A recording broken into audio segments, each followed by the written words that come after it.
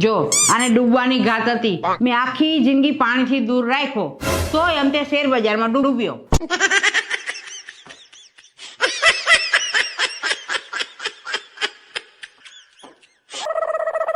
અરે વિજય, તમારો રિપોર્ટ આવી ગયા. જલ્દી બોલ ફટાફટ, મારી ટાઈમ નહીં. તને કેમ નહીં ખબર પડી?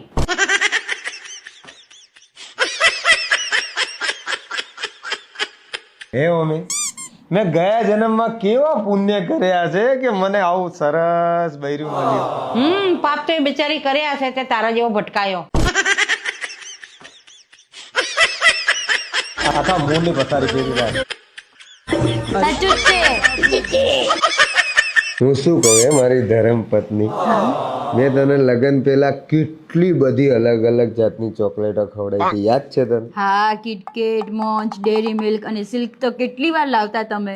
તો પછી લગ્ન પછી તું મને કેમ રોજ દૂધીનું શાક ખવડાવે હે? અલગ અલગ બનાવીને ભાન નહીં પડતી એટલી? દૂધી તો બનશે જ.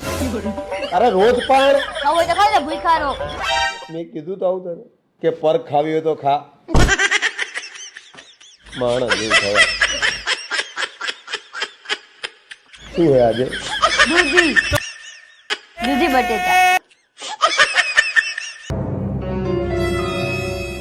દરવાજો બંધ કરો. કેમ? સાંભળ્યું નહીં મેં શું કીધું? દરવાજો બંધ કરો.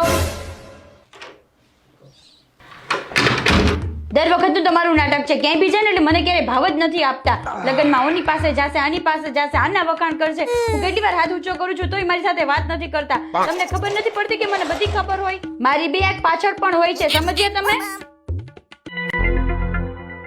મને બહાર મોકલીને દરવાજો બંધ કરીને અંદર શું કરે? આ તો બધા હતા ને એટલે ના કીધું, એકલામાં કીધું. હવે છે ને આ ભૂલ બીજી વાર ના થવી જોઈએ. મને આ બધું જરાય નથી ગમતું, સમજી ગયા? વારંવાર કહેવામાં નહીં આવે. સુધરી જાજો હવે.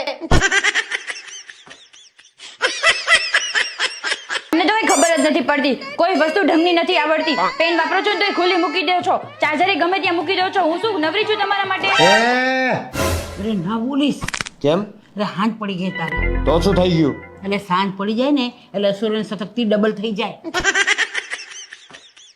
એકલા બોલો મને. અરે તમારી સાથે રહેવું જ નથી. હું અત્યારે જ જાઉં છું. જાને પણ મને ખબર છે તમને ગામમાં સારા લાગે છે. હું ક્યારે વાલી નથી લાગતી. પીઝા જતી રહી.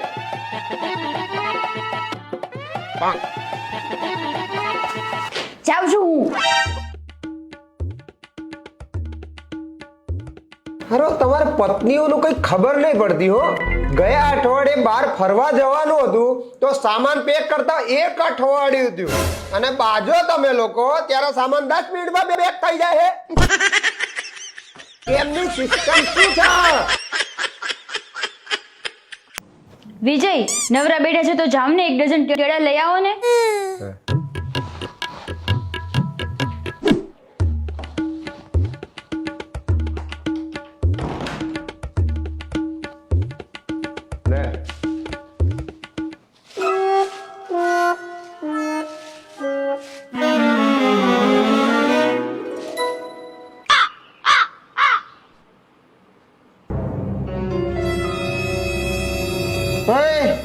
આ ગણે શું?